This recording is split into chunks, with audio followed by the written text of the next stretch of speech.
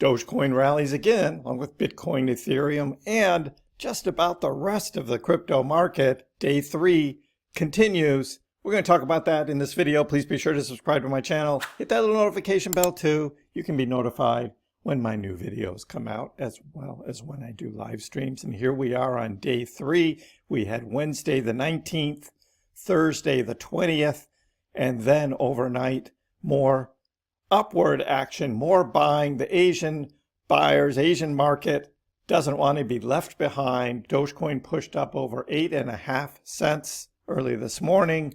Now, as I'm recording this, 841.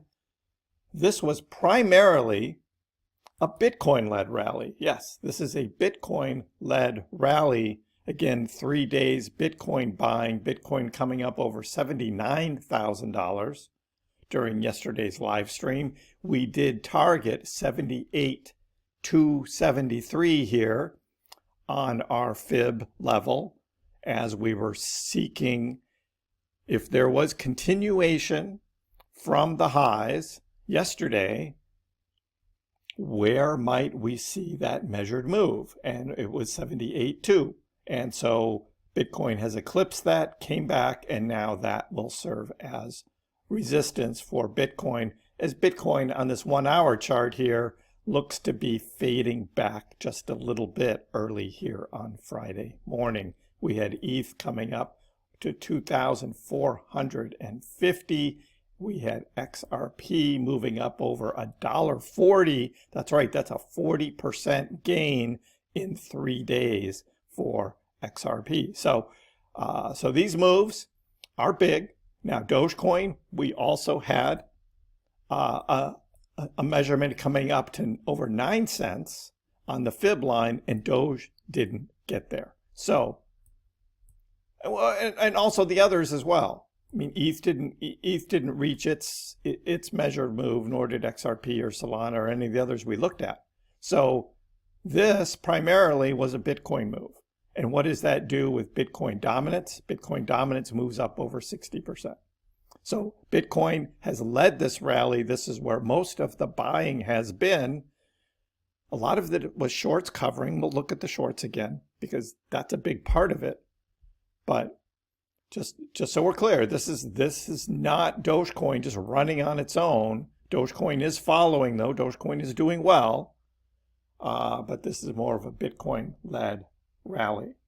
But we do have to say, look, Dogecoin surges. White House Crypto Summit fuels crypto sector rally. So we talked yesterday. The White House was part of it. I think they piped hyperliquid more than anything else. But this was really more about U.S. bonds and the bond market and what Besant said about infinite money printing, let's call it. So the turn on for risk on assets was Bitcoin. And that was what everyone had been waiting for.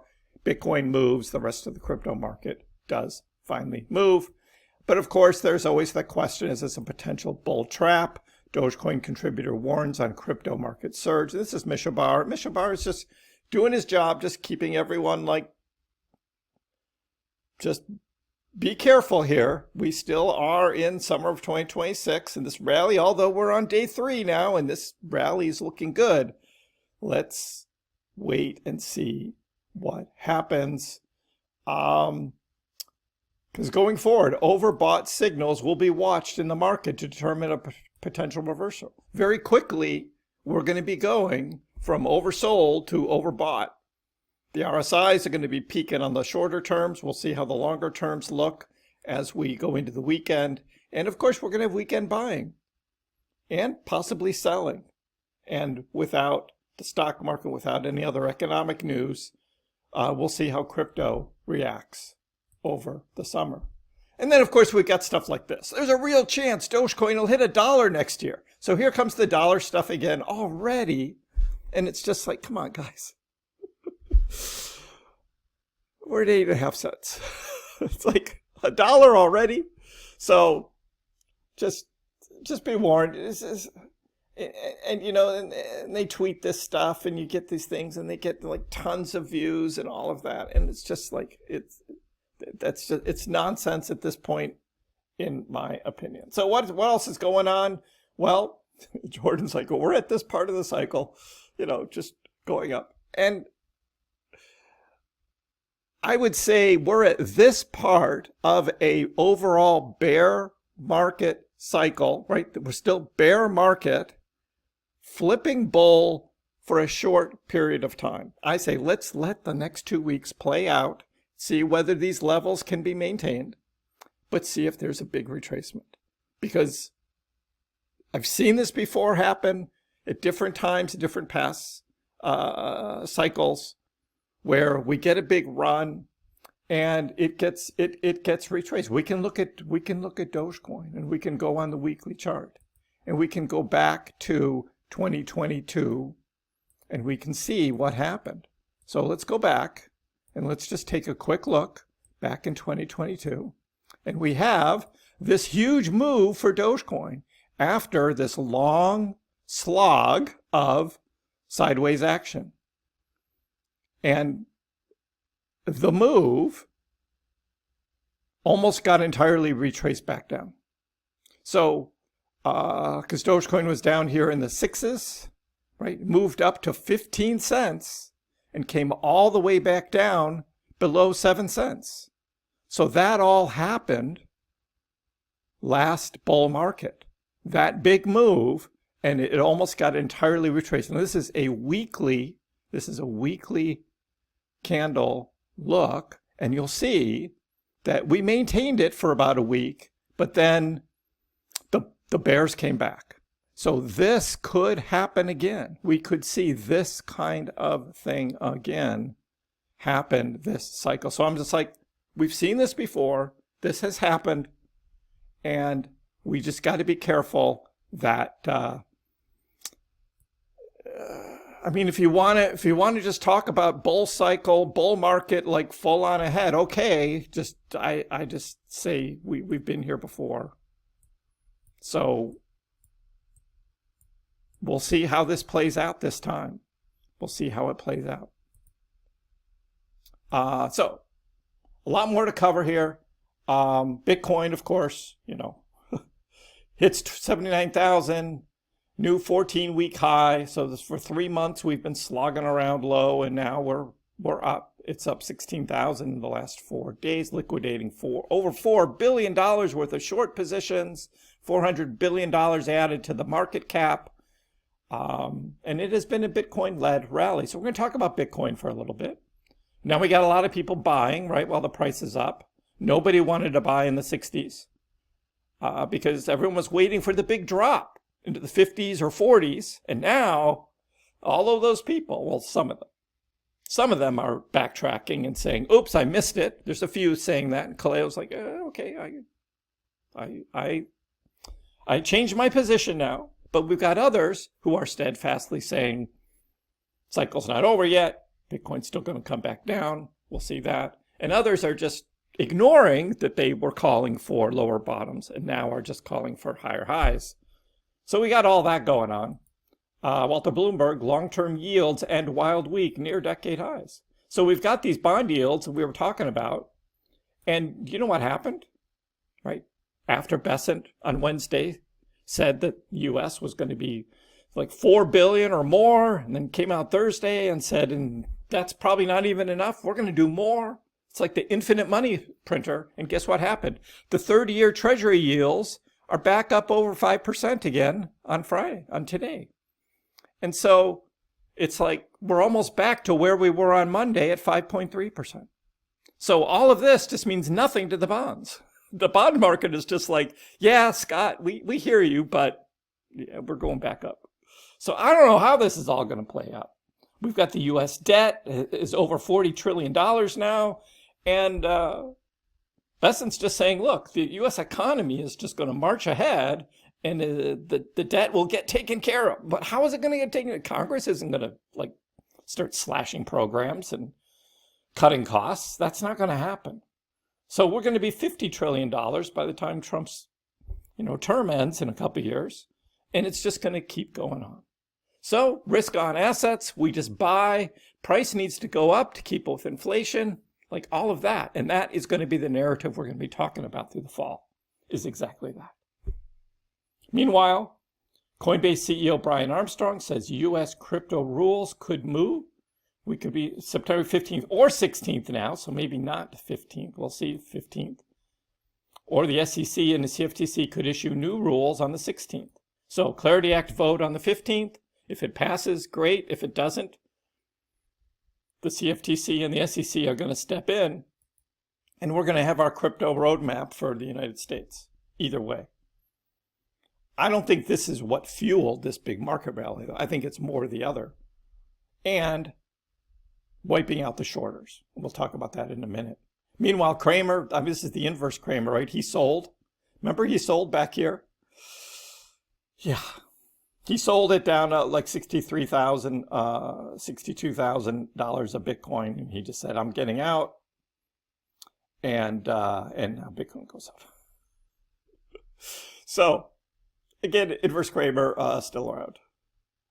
We had a bearish cross on the BTC. Same happened in 22, bear market before final capitulation.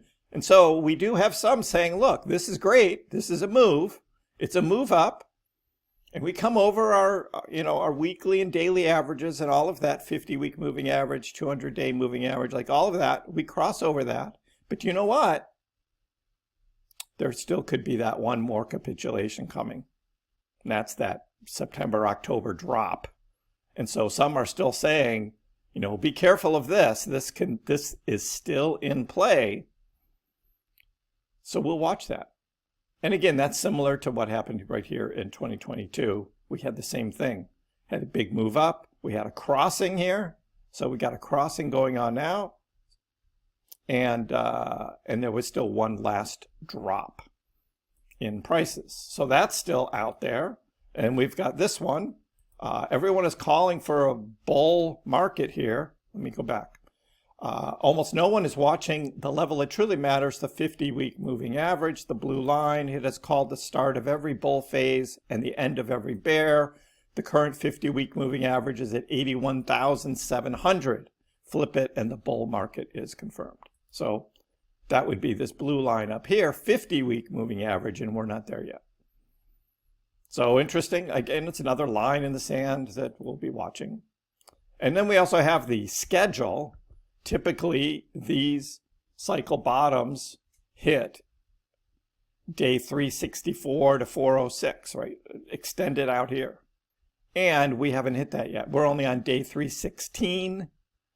And now we're only down 48%. We were down more a few days ago in the 50s, but now with this move up, this cycle isn't as bad as previous cycles for Bitcoin. And I've talked about that, the law of diminishing returns, much larger market cap for Bitcoin. It's not going to be as volatile as we had in cycles past. But also, if this does indeed turn around and Bitcoin's price does move up and we are truly bear over bull market now going forward, this will be unprecedented compared to other years, other cycles that we've had, which have had the bear market extended even further. So we've got that to look for. A lot of people are wondering, should I buy Bitcoin here? And of course, yesterday in my live stream, I got the inevitable question a few times, right? Is this a good time to buy Dogecoin?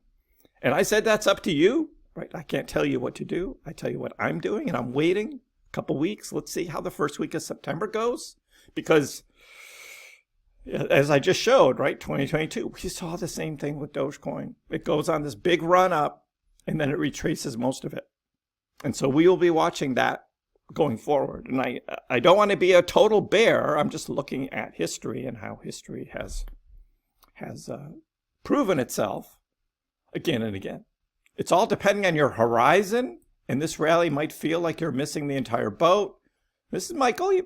Michelle does a good job here. Let me tell you, we're barely trending at the lows, and there's a lot more upside to come. If you're looking for a multi-year horizon, hey, you're still at a great entry point now. If you're looking at a short-term entry, you'd be late to the party, should wait for better entries. Bitcoin, hey, 72,000 still really cheap. When he posted this, now it's up even higher. And so some are wondering, did I really miss? And I just say, wait for better entries. So I always buy on red candles. I don't buy on green candles. And depending on what you're looking at, are we looking at red or green candles? And let's zoom out a little bit and let's see what happens. Do we see red candles coming back down lower? As I'm recording this, we're already back down to 832. So we are having some little retracement here. Is it a much larger retracement? Are we going to come back to 7.5 cents, which on our fib line was our retracement target level, was 7.5 cents? Do we see that with Doge coming all the way back down to this level? Let's talk about just quickly the liquidations. Again, this is what moves the crypto market more than anything else. Yes, we get a lot of retail buying, but at the same time, the market makers are helping this rally take out more shorts on the upside. Now $3.5 billion liquidated, the shorts, and there could be more. If Bitcoin breaks above 80K, there's a big liquidity of shorts up there. We've already had huge amount of shorts liquidated. In the last 24 hours, $830 million. Last 24 hours, overall for all crypto, $1.2 billion. I guess this is on top of the billions of dollars we had for the previous couple days, $1.4 billion overall. And this is interesting. On CoinGlass, you can come down here and you can just look and see like this event and what this has had compared to the rest of the summer, where open interest was pretty lagging. I mean, the price was really lagging here. And then this is what happens the last 3 days, just huge amounts. And see all these reds, all the reds are the shorts, the greens are the longs. So we do have some retracements taking out late coming leverage traders, and they get taken out as price comes back down a bit, because you've got the latecomers coming in saying, oh, it's still going to keep going up. I'm very bullish. I'm going to put a leverage trade in here. And then the price comes back down and liquidates longs. So we do get longs getting liquidated even when price is going up, because there's always moves down to snap up those late coming leverage longs. We looked at the heat maps yesterday, huge amounts of liquidity lower. So do we see lower prices to take out those huge leverage longs? I wouldn't be surprised to see that. So here we have Bitcoin's price overlaid over the liquidations, just huge liquidations. Again, Wednesday was the most shorts ever liquidated in one day in crypto's history. That happened on Wednesday. So, and we saw the huge buying the market makers and exchanges were making on Wednesday, driving the price up, and they even continued that overnight. So there's also evidence of these hot wallets of these exchanges and market makers buying more. So again, this is a breakdown of the longs in the green, the shorts in the red as price went up, and there's more shorts just getting wiped out, more latecomers trying to pile on, thinking, well, price is bound to go down at 72, right? And it goes up to 75. More shorts come in at 75, bound to go down. Price goes up to 77, 78, takes out more shorts. And that is what's happening. Now, a lot of those shorts are trying to cover. So the cover means they got to buy back. So you get the squeeze. So that squeeze, a lot of what's happening is the squeeze, right? Shorts covering, buying back. Price accelerates up even higher. This is truly a short squeeze. So again, we've got the bonds from the other day. We've got the crypto summit news. But the real mover is this. This is the real mover here, is shorts covering, price goes up higher, market makers, exchanges accelerating as well as this whole short squeeze continues on day 3. And we'll see if that continues or not. Not only Bitcoin, XRP, ETH, we've got ENA, Pepe, and ZEC as leaders in dollar amount that are getting liquidated with leverage trading. But even Dogecoin here, we do have, over the past 24 hours, another almost $6 million of shorts on Dogecoin getting liquidated. ZAC had 28 million. So even more on ZAC, but still Doge was a considerable amount. Hype 11 million, XRP 35 million, Solana 31 million, but then 245 for ETH, 740 for Bitcoin liquidations on shorts over the past 24 hours. So that's what we have. Let me know in the comments below, what do you think about Dogecoin continuing higher with this? Are you a bull? Put a bull in the comment. If you're a member, you can use the little bull emoji. We'll be watching for that. But if you're kind of on the sidelines and still want the price lower to buy more, you're hoping price goes back down. I get that. I'd like some more Doge as well. So I'm going to let this thing play out a bit. So let me know in the comments below. Give the video a like. If you haven't already, please subscribe to my channel. I appreciate the support. We'll see you next time.